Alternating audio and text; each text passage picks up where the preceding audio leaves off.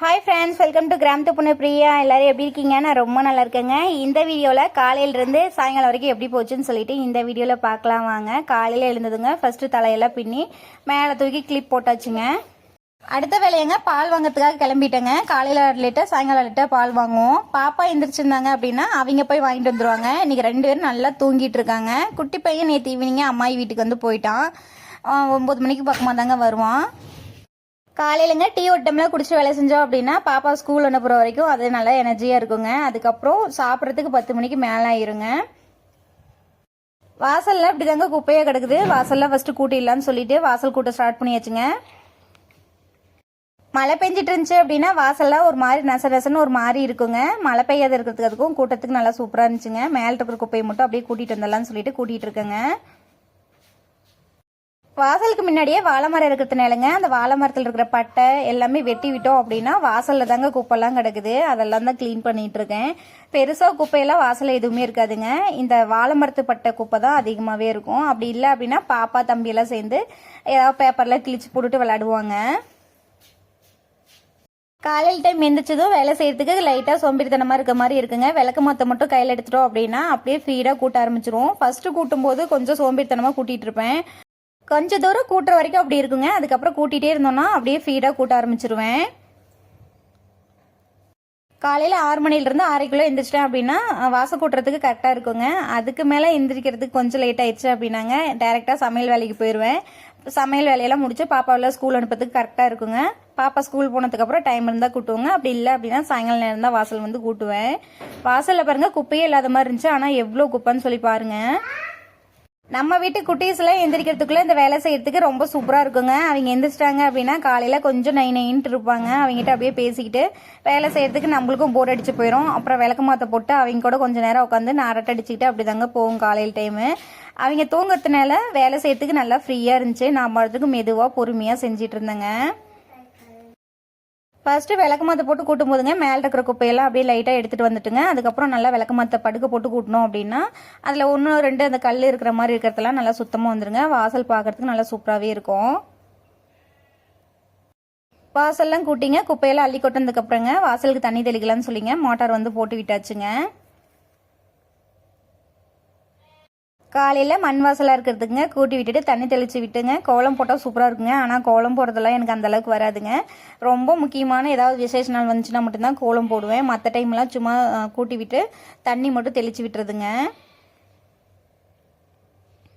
தண்ணி தெளிக்கிறது காட்டணும் அப்படின்னா ரொம்ப போர் அடிக்குன்னு சொல்லிங்க கொஞ்சம் ஸ்பீடாக வச்சு விட்டுட்டேன்.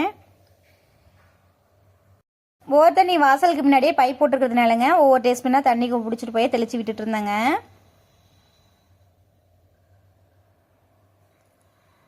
காலையில் நம்ம விளக்கு மாற்ற எடுத்துங்க வாசல்லாம் கூட்டி தண்ணியெல்லாம் தெளித்து முடிக்கிறதுக்கு எப்படியும் 1/2 மணி நேரத்துக்கு மேலேயே ஆயிருங்க. ஒரு வழியாக வாசலுக்கெல்லாம் தண்ணியெல்லாம் தெளித்து முடிச்சதுக்கப்புறங்க பாப்பாவுக்கு ஸ்கூலுக்கு போகிறதுக்கு சுடுதண்ணி வச்சு விடலான்னு சொல்லிங்க வெளியடுப்பு வந்து பற்ற போட்டுட்ருக்கேன். லைட்டாக பற்றத்துக்கு கொஞ்சம் லேட் ஆச்சுங்க. அதுக்கப்புறம் ஒரு வழியாக அடுப்பு வந்து பற்ற போட்டாச்சு. ஆட்டில் நேற்று அண்ணாங்கல் அவுத்துங்க அப்படியே சும்மா கழுத்தில் சுற்றி விட்டுட்டேன். அதனால தனித்தனியாக அது பாட்டுக்கு நல்லா சூப்பராக படுத்துருந்துச்சுங்க. அதுக்கப்புறம் கோழிக்கெல்லாம் இற போட்டேங்க. கோழியெல்லாம் இற சாப்பிட்டுட்டு இருந்துச்சு. வந்து பார்த்தோம் அப்படின்னா மணி 7:30 மேலேயே ஆயிடுச்சுங்க. பாப்பா என்ன பண்ணுறாங்கன்னு சொல்லி போய் பார்த்தாங்க. நல்லா தூங்கிட்டு இருந்தாலுங்க. இப்போ பனி கொஞ்சம் அதிகமாக பெய்யறதுனாலங்க ஸ்க்ரீன் மாதிரி அந்த பெட்ஷீட் வந்து போட்டு விட்டாச்சுங்க. இந்த சைடு கட்டில் வந்து நிறுத்தியிருந்தேன். அதனால சூப்பராக பாப்பா தூங்கிட்டு இருந்தாங்க. சொட்டர் வேட்டு போட்டதுக்கு அதுக்குங்க செம்ம தூக்குங்க. டைம் ஆனது கூட தெரியாத 2 பேரும் கம்முந்தடிச்சு தூங்கிட்டு இருந்தாங்க. பார்க்கும்போது நல்லா ஆசையாக இருந்துச்சுங்க. ஸ்கூல் லீவாக இருக்கிறப்ப தூங்கவே மாட்டாங்க. நாம் எந்திரிக்கும் போது எந்திரிச்சுக்குவாங்க. ஆனால் ஸ்கூல் இருக்கிறப்பங்க டைமுக்கு வந்து எந்திரிக்கவே மாட்டாங்க. ஒரு ஆள் அவங்களை எழுப்பிடுற மாதிரி தாங்க இருக்கும். இந்த சைடு வருது அந்த சைடு வருதுங்கிற மாதிரி கம்முந்தடிச்சு நல்லா சூப்பராக தூங்கிட்டு இருந்தாங்க. டே எந்திரிட்டான்னு சொல்லுவோம். அப்போ தான் அப்படியே நெளிச்சு அந்த சைடு திரும்பி மறுபடியும் படுத்துட்டா.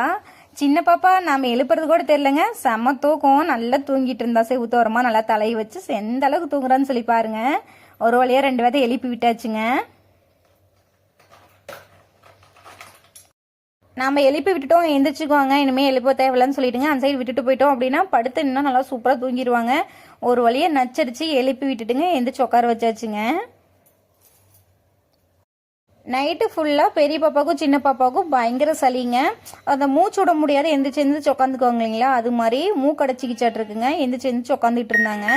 அதனால தாங்க காலையிலேயே சாம்பிராணி பூ வந்து பிடிச்சிட்டு இருக்கேன். சாம்பிராணி பூ பிடிக்கிறதுனாலங்க அந்த மூக்கடைப்பெல்லாம் இல்லாத நல்லா ஃப்ரீயாக இருக்கும்.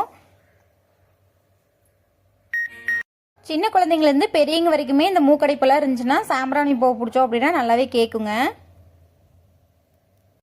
அதுக்கப்புறங்க சமைக்கலாம்னு சொல்லிட்டு கிச்சனுக்கு வந்துச்சுங்க. மாவு ஆல்ரெடி கரைச்சி வச்சுருந்தேன். இட்லி ஊற்றலான்னு சொல்லிட்டு ஊற்றிட்டு இருக்கேங்க. எனக்கு தோசை சாப்பிட்றத விட இட்லி சாப்பிட்னா ரொம்ப பிடிக்குங்க. சட்னி சாம்பார் கூட வச்சு சாப்பிட்டோம் அப்படின்னா நல்லா சூப்பராக இருக்குங்க. அதுவும் சூடாக இட்லி வச்சு சட்னி சாம்பார் கூட வச்சு சாப்பிட்டோம் அப்படின்னா டேஸ்ட் நல்லா சூப்பராகவே இருக்கும். அதுக்கப்புறங்க தக்காளி குழம்புக்கு என்னென்ன தேவையோ அதெல்லாமே ரெடி பண்ணி எடுத்து வச்சுட்டேன். ஒரு குக்கர்லங்க உளுத்தம்பருப்பு, கடலைப்பருப்பு, பெருஞ்சீரகம், அந்த கிராம்பு எல்லாம் சேர்த்துங்க. நல்லா வதங்கினதுக்கப்புறம் சின்ன வெங்காயம் வந்து தேவையான அளவுக்கு சேர்த்துக்கிட்டுங்க. சேர்த்துட்டு நல்லா வதக்கி விட்டுக்கலாங்க. அது கூடவே இஞ்சி கொஞ்சமாக, பூண்டு ஒரு 2 பல் மட்டும் சேர்த்துக்கிட்டுங்க. சேர்த்துட்டு காரத்துக்காக ஒரு 2 வரமிளகாய் போட்டு நல்லா வதக்கி விட்டுக்கலாங்க. இது கூடவே ஃப்ளேவருக்காக கொஞ்சமாக கொத்தமல்லி தலையும் புதினா தலையும் கட் பண்ணி சேர்த்துக்கிட்டேங்க. அதுக்கப்புறம் கட் பண்ணி வச்ச தக்காளியும் சேர்த்து நல்லா வதக்கி விட்டுக்கலாங்க. நான் ஒரு 5-6 தக்காளி பழத்துக்கு பக்கமாகவே சேர்த்துருந்தேன். தக்காளி வெங்காயம்லாம் வதங்கிறதுக்கு தேவையான அளவுக்கு உப்பு சேர்த்துங்க. நல்லா வதக்கி விட்டுக்கலாங்க. தக்காளி நல்லா வதங்கும் போதேங்க தேவையான அளவுக்கு மஞ்சத்தூள், காரத்துக்காக வரமிளகாய் தூள் எல்லாமே சேர்த்து நல்லா வதக்கி விட்டுக்கலாங்க. அது கூடவே கொத்தமல்லி தூள் தேவையான அளவுக்கு சேர்த்துக்கலாங்க. சாம்பார் தூள் வந்து 1 டேபிள் ஸ்பூன் கடை சேர்த்துக்கிட்டேங்க. அதுக்கப்புறம் குழம்பு மிளகாய் தூள் வந்து நம்மளுக்கு எந்த அளவுக்கு தேவையோ அந்த அளவுக்கு சேர்த்துக்கலாங்க. நான் ஒரு 2-3 டேபிள் ஸ்பூன் கடை சேர்த்துக்கிட்டேன். சேர்த்துட்டு நல்லா வதக்கி விட்டதுக்கப்புறங்க இதை ஆற விட்டுலாங்க. பாருங்கள் நல்லா வதங்கிடுச்சு. ஒரு 10 நிமிஷம் ஆற விட்டுட்டு அதுக்கப்புறம் மிக்ஸி ஜாரில் சேர்த்து அரைச்சி எடுத்துக்கலாங்க. அரைக்கும் போதுங்க கொஞ்சமாக பொட்டுக்கடலை வச்சு அரைச்சி எடுத்துட்டுங்க. தக்காளி சாம்பார் வைக்கலாம்னு சொல்லி தாங்க ரெடி பண்ணேன். அப்புறம் பார்த்தோம் அப்படின்னா உருளைக்கிழங்கு இருந்துச்சுங்க. அந்த மேலே தோல்லாம் சீவிட்டு உருளைக்கிழங்கு சின்ன சின்னதாக கட் பண்ணி எடுத்து வச்சுட்டேன். அதுக்கப்புறம் ஒரு குக்கர்லங்க கொஞ்சமாக எண்ணெய் ஊற்றி கடுகு, உளுத்தம்பருப்பு எல்லாம் சேர்த்ததுக்கப்புறங்க கொஞ்சமாக கருவேப்பிலத்தில் சேர்த்து நல்லா தாளித்து விட்டதுக்கப்புறம் சாந்தை அரைச்சி வச்சிருந்தோம் இல்லைங்களா, அதையும் ஊற்றிட்டு தேவையான அளவுக்கு தண்ணி, உப்பு எல்லாம் சேர்த்துங்க. நல்லா கலந்து விட்டதுக்கப்புறம் உருளைக்கிழங்கையும் சேர்த்துங்க. ஒரு 2 விசில் விட்டு எடுத்துட்டோம் அப்படின்னா நல்லா சூப்பரான உருளைக்கிழங்கு குழம்பு ரெடிங்க. சாப்பாட்டுக்கும் டேஸ்ட் நல்லா சூப்பராக இருக்குங்க. பாப்பாவுக்கு சாப்பிட்றதுக்கு மட்டும் இட்லி போட்டு கொடுத்துட்டேங்க. அதுக்கப்புறம் ஸ்கூலுக்கு வந்து சாதம் தான் வேணும்னு கேட்டிருந்தாங்கன்னு சொல்லிட்டுங்க சாதம் வந்து 1 டம்ளர் வச்சு விட்டுருந்தேங்க. குழந்தைங்களே ரெடி பண்ணி விட்டதுக்கு அப்புறங்க சாப்பாடு எல்லாம் போட்டு கொடுத்து சாப்பிட வச்சுட்டுங்க. பாப்பா வந்து ஸ்கூலுக்கு வந்து கிளம்பிட்டாங்க. குட்டி பையனும் அம்மா வீட்டிலேருந்து வரலங்க. பாப்பா ஸ்கூல் கொண்டு போய் விடும்போது அவனும் தான் போவான். இன்னைக்கு பாப்பா 2 பேர் தான் ஸ்கூல் வந்து கிளம்பிட்டாங்க. பாப்பா ஸ்கூல் கிளம்புனதுக்கப்புறம் குட்டி பையனும் அம்மா வீட்டிலேருந்து வந்துட்டான். வந்ததுக்கப்புறம் அவங்களோட கொஞ்ச நேரம் விளாண்டுங்க. அவனையும் ஸ்கூல் வந்து ரெடி பண்ணி விட்டாச்சு. குட்டி பையனையும் சாப்பிட வச்சு குட்டி பையனையும் ஸ்கூல் அனுப்பி விட்டாச்சுங்க. அதுக்கப்புறம் வீடு கழுவி விடலான்னு சொல்லிங்க சுத்தமாக கூட்டி விட்டுட்டு வீடு வந்து கழுவ ஸ்டார்ட் பண்ணியாச்சுங்க. இன்றைக்கி வெள்ளிக்கிழமைங்க. மாமா வந்து குலதெய்வம் கோயிலுக்கு போகலான்னு சொல்லிட்டு காலையில் தாங்க சொன்னாங்க. அதனால் இன்றைக்கி வந்து வீடு கழுவிட்டுருக்கேன். வெள்ளிக்கிழமை மோஸ்ட்லி வீடு கழுவக்கூடாதுன்னு சொல்லியிருக்காங்க. வேறு வழியே இல்லாத சடனாக கோயிலுக்கு போகலான்னு சொன்னதுனால வீடு வாசலில் சுத்தம் பண்ணாத எப்படி போகிறதுன்னு சொல்லிட்டுங்க வீடு வந்து கழுவிட்டு இருக்கேங்க. நம்ம வீட்டில் 3 குட்டீஸ் இருக்கிறதுனாலங்க வெளியவும் மண் வாசலாக இருக்கிறதுனாலங்க வெளியே சுற்றிட்டு வந்தாங்க அப்படின்னா மேட்லலாம் காலெல்லாம் தொடச்சிட்டு வர மாட்டாங்க. டைரெக்டாக அப்படியே வந்து வீட்டுக்குள்ளார பூந்துருவாங்க. அதனால மாப்போட்டு தேய்ச்சோம் அப்படின்னா 2-3 டைம் மாப்போட்டு தேய்க்கிற மாதிரி இருக்குங்க. அதனாலேயே விளக்கு மாற்ற போட்டு நல்லா தேய்ச்சி விட்டோம் அப்படின்னா அழுக்கெல்லாம் சுத்தமாக வந்துருங்க. பக்கெட்லங்க தேவையான அளவுக்கு தண்ணி பிடிச்சிங்க. அது தேவையான அளவுக்கு சோப் பவுடர் வந்து போட்டுக்கோங்க.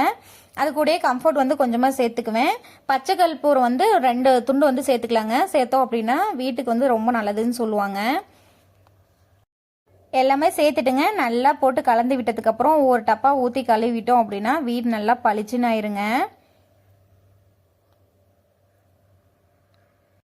வீட்டைங்க ஃபர்ஸ்ட் நல்லா கூட்டி விட்டுட்டு தாங்க வீடு கழுவே ஸ்டார்ட் பண்ணேன். அப்பயுமே எங்கிருந்து தான் குப்பை வருமோ தெரிலங்க.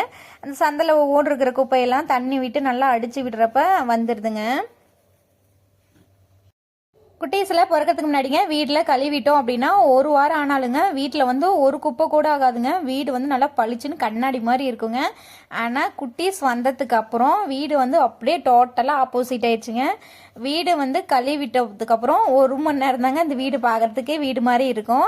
அதுக்கப்புறம் வீட்டில் குட்டீஸ் மட்டும் இருந்தாங்க அப்படின்னா எப்படி தான் நம்ம வீட்டை க்ளீனாக வச்சாலும் சரிங்க, தண்ணி ஊற்றவும், டீ வச்சுருந்தா டீ ஊற்றவும், சாப்பாடு சிந்தவும் வீடு ஃபுல்லாக எப்படியும் அழுக்கு பண்ணிடுவாங்க.